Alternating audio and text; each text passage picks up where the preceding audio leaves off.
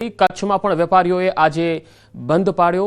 જમ્મુ કાશ્મીરમાં આતંકી હુમલામાં શહીદ થયેલા લોકોના શોકમાં આજે ભુજની જથ્થાબંધ બજાર બંધ રહી અને જથ્થાબંધ બજારમાં તમામ વેપારીઓએ આજે પોતાના વેપાર ધંધા બંધ રાખ્યા।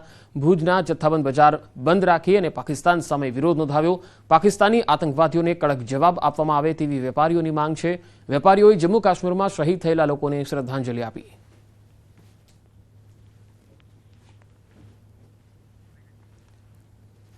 तो जम्मू काश्मीरना पहलगामમાં થયેલ આતંકી હુમલાને લઈ દેશભરમાં આક્રોશ છે, ત્યારે તમામ લોકો હુમલાનો વિરોધ કરતા જોવા મળ્યા। અરવલ્લી જિલ્લામાં વેપાર ધંધા સજ્જડ બંધ રાખીને વેપારીઓએ વિરોધ દર્શાવ્યો હતો। મોડાસા, શામળાજી, ભિલોડા, મેઘરજ સહિતના વિસ્તારોમાં સજ્જડ બજાર બંધ રહ્યું, તો બાયડ, ધનસુરા, માલપુરમાં પણ બજારો બંધ રહ્યા। વેપારીઓને સંસ્થાઓએ બંધ પાડી વિરોધ પ્રદર્શન કર્યું।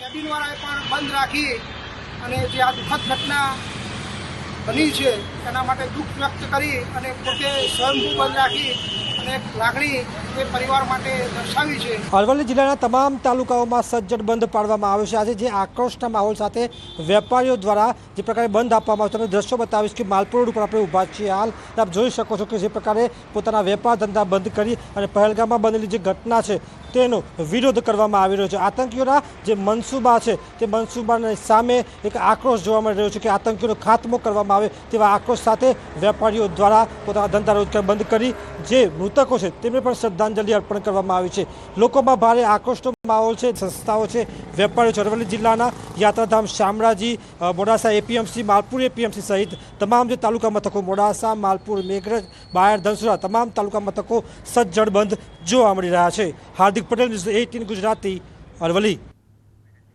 સાબરકાંઠામાં પહેલગામ આતંકવાદી હુમલાનો વિરોધ જોવા મળ્યો। હિંમતનગર શહેર અને તલોદ પ્રાંતિજમાં પણ બંધનું એલાન અપાયું હતું।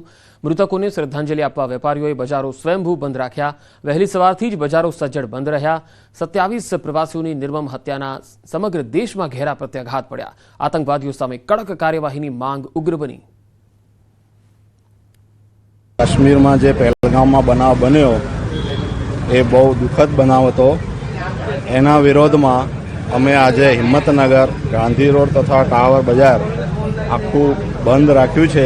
જમ્મુ કાશ્મીરના પહેલગામમાં જે આતંકી હુમલો કરવામાં આવ્યો છે, જેમાં નિર્મમ લોકો, જે નિર્દોષ લોકો હતા તેમની હત્યા કરવામાં આવી હતી, તેના વિરોધમાં ઠેર ઠેર વિરોધ પ્રદર્શન અને જે રોષ છે એ જોવા મળી રહ્યો છે। ખાસ કરીને વાત કરવામાં આવે સાબરકાંઠા જિલ્લાની, તો સાબરકાંઠા જિલ્લામાં ગઈકાલે જે ઈડર, વડાલી અને વિજયનગર બંધ રાખવામાં આવ્યું હતું, તો આજે ખેરબમમાં ઈડર અને પ્રાંતિજ અને તલોદ સહિતના જે શહેરો છે તે સજ્જડ બંધ રાખવામાં આવ્યા હતા। નોંધનીય છે કે જે આ જે બંધ હતું તેમાં તમામ લોકોનો રોષ જોવા મળ્યો હતો અને રોષ જોવાની સાથે તમામ લોકોએ ખાસ કરીને જે બંધમાં જોડાયા હતા અને જે આ જે આતંકવાદી હુમલો થયો હતો તેમાં જે આતંકવાદીઓને જે આકરામાં આકરી સજા મળે તેવી પણ ખાસ કરીને લોકોની માંગ ઉઠી હતી। આ ઉપરાંત વાત કરવામાં આવી જે સ્વનિર્ભર શાળાઓ છે તેમાં પણ સદ્દર તે બંધમાં જોડાય છે। આ ઉપરાંત હિંમતનગરનું માર્કેટયાર્ડ છે, માર્કેટયાર્ડ પણ આજે બંધમાં જોડાય છે। એટલે કે આ રીતે તમામ લોકોએ જે નિર્દોષ લોકોની જે હત્યા થઈ છે તે તમામ લોકોને શ્રદ્ધાંજલિ આપવા માટે તમામ વેપારીઓ અને સ્થાનિક લોકો પણ આજે આ બંધમાં જોડાયા છે અને તમામ લોકોને આજે મૃતકોને શ્રદ્ધાંજલિ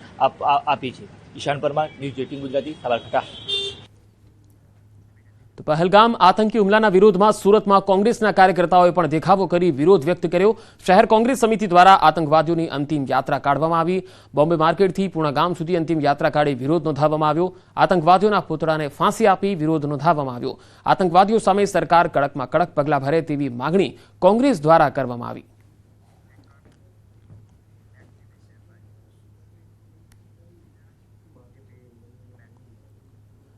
ગુજરાતવાસીઓ આકરી ગરમી માટે તૈયાર રહેજો। આકરી ગરમી પડવાની હવામાન વિભાગે આગાહી કરી છે। 3 દિવસ બાદ તાપમાનમાં વધારો થવાનો છે। 2 થી 3 ડિગ્રી તાપમાન વધી જશે। આગામી 7 દિવસ 44 થી આસપાસ તાપમાન રહેવાનું અનુમાન છે। એપ્રિલના અંતમાં આકરી ગરમી રહેશે।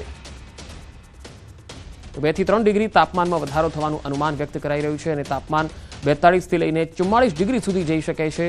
આગામી 7 દિવસ આ તાપમાન જે છે એમાં વધારો થઈ શકે છે।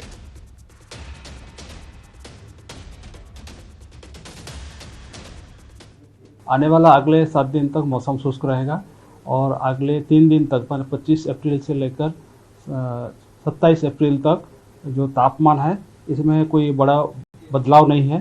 लेकिन उसके आगे तापमान में 2 से 3 डिग्री सेंटीग्रेड बढ़ोतरी होने का संभावना है। और जो हमारा क्षेत्रों में उच्चतम तापमान है 40 से 44 डिग्री सेंटीग्रेड के आसपास रहने का संभावना है आज से लेकर 7 दिन तक, मतलब 1 मई तक। अहमदाबाद और आसपास जो क्षेत्र है इसका जो तापमान है वो उच्चतम तापमान है 41 डिग्री सेंटीग्रेड के आसपास रहने का संभावना है। और अहमदाबाद में आज जो तापमान रिकॉर्ड हुआ है वो है 42.1 डिग्री सेंटीग्रेड, 42.1 डिग्री सेंटीग्रेड। और जो गुजरात रीजन में सबसे ज़्यादा तापमान रिकॉर्ड हुआ है वो है भुज में 42.7 डिग्री सेंटीग्रेड। સુરતના કાપોદ્રામાં હાર્ટ એટેકના ખોટા રિપોર્ટ જનરેટ કરી વીમો પકવવાનું રેકેટ ઝડપાયું છે। કાપોદ્રાની પીપી સવાણી તેમજ નાના વરાછાની ડાયમંડ હોસ્પિટલમાં ભેજાબાજોએ ખોટી રીતે દાખલ થઈ કૌભાંડ આચર્યું હોવાનું સામે આવ્યું। જે મામલે પીપી સવાણી અને નાના વરાછાની ડાયમંડ હોસ્પિટલના એડમિનિસ્ટ્રેશને ફરિયાદ આપી છે। આ કૌભાંડી દર્દીઓને તબીબે સોનોગ્રાફી બ્લડ રિપોર્ટનું કહેતા જ રજા લઈ જતા રહ્યા અને વીમા કંપનીઓએ ડોક્યુમેન્ટ્સનું વેરિફિકેશન કરતા ભાંડો ફૂટ્યો। આ દર્દીઓએ હોસ્પિટલમાં સારવાર લીધા વિના જ ક્લેમ કર્યો। હોસ્પિટલના સિક્કા, બોગસ કાર્ડિયોગ્રામ અને તબીબોની બોગસ સહિતની 5 વીમા કંપનીઓમાં 5.27 કરોડનો ક્લેમ કરવાનું રેકેટ ઝડપાયું છે। 2 મહિલા સહિત 10 લોકો સામે પોલીસ ફરિયાદ નોંધાઈ છે। અમારે ધ્યાન પર આવતા કે ભાઈ આ તો અમારા સ્ટેમનો ખોટો ઉપયોગ થયો છે, આમાં તો હોસ્પિટલ બદનામ થાય। આ બાબતને ધ્યાનમાં રાખીને અમે વરાછા ઝોનના ડીસીપી આલોકજીને મળ્યા અને આલોકજીને આ બાબત ઉપર ધ્યાન લાવ્યા તો એમને સતર્કતા વાપરીને તાત્કાલિક આ બાબતે કાર્યવાહી ચાલુ કરી અને પછી એની કન્ટિન્યુટી વોચ રાખી તો 4 વ્યક્તિઓ અને 6 ફાઇલો આવી ડુપ્લિકેટ વીમા પકવવા માટે અમારી હોસ્પિટલમાં બની હતી। અમારા નામની હોસ્પિટલમાં ફાઇલ કઢાવે, ઈસીજીનો ચાર્જ ભરે, ફાઇલનો ચાર્જ ભરે અને એક વખત આખું ફાઇલ રેડી બનાવે અને પછી એ ફાઇલનો ઉપયોગ અમારા ઈસીજી બદલી નાખવામાં આવે। અમે જે ઇન્જેક્શન, જે હૃદયના એટેકમાં વપરાતું ઇન્જેક્શન અમે ન પ્રિસ્ક્રાઇબ કર્યું હોય છતાં બી મેડિકલમાંથી ડાયરેક્ટ લઈ લઈએ છીએ। અમે કોઈ એટેકનો લોહીનો રિપોર્ટ એડવાઇઝ ના કરેલો હોય તો બી એ રિપોર્ટ ડાયરેક્ટ પોતાની રીતે કરી નાખતા હોય છે। આવી રીતે નોર્મલ કેસમાં પોતાને એટેક આવ્યો છે એવું પ્રૂવ કરીને કંપની પાસે લમસમ મેડિક્લેમ, જે ક્રિટિકલ ઇલનેસ પોલિસી કહેવાય છે, એમનો લાભ લેવા માટે ફાઇલ મૂકતા હોય છે। આગળ વધુ સમાચારો પર નજર કરીશું। હાલ રોકાઈશું એક વિરામ માટે।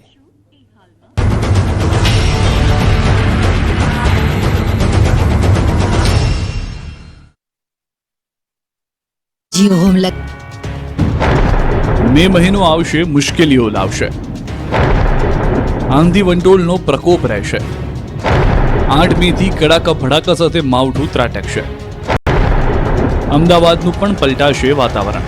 એપ્રિલ મહિનો પૂરો થવા આવ્યો છે, મે મહિના તો શરૂ થશે, પણ મે મહિનો ખેડૂતો માટે મુશ્કેલી લઈને આવી શકે છે। મે મહિનાની શરૂઆત જ આંધી વંટોળના પ્રકોપથી થશે। ખેડૂતો માટે ઘાતક અને ખતરનાક આગાહી હવામાન નિષ્ણાત અંબાલાલ પટેલે કરી છે। અંબાલાલના કહેવા પ્રમાણે ફરી વાતાવરણમાં પલટો આવશે। ઉત્તરીય પ્રદેશોમાં આંધી વંટોળનો પ્રકોપ રહેશે। 8 મે ગુજરાતના વાતાવરણમાં પલટો આવશે। ગાજવીજ, તેજ પવન અને વરસાદ પડી શકે છે। ઉત્તર ગુજરાતના ભાગોમાં કડાકા ભડાકા સાથે વરસાદ થશે। 8 મે બાદ અમદાવાદના વાતાવરણમાં પણ પલટો આવશે। ઉત્તર અને પશ્ચિમ સૌરાષ્ટ્રમાં પણ હવામાન બદલાશે। તો અખાત્રીજથી પ્રી મોન્સૂન એક્ટિવિટી શરૂ થશે। ઘણા ભાગોમાં કડાકા ભડાકા